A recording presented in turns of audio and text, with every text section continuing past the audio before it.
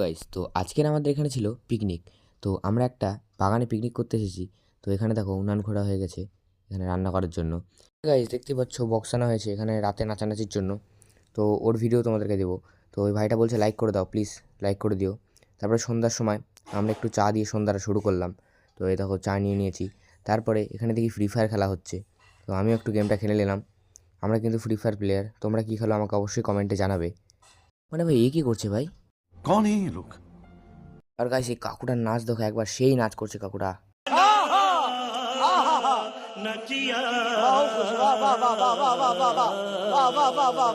भाई मजा आया। পরে গাইস, এই কাকুটাকে দেখার পর আমরাও নেচে নিলাম হালকা।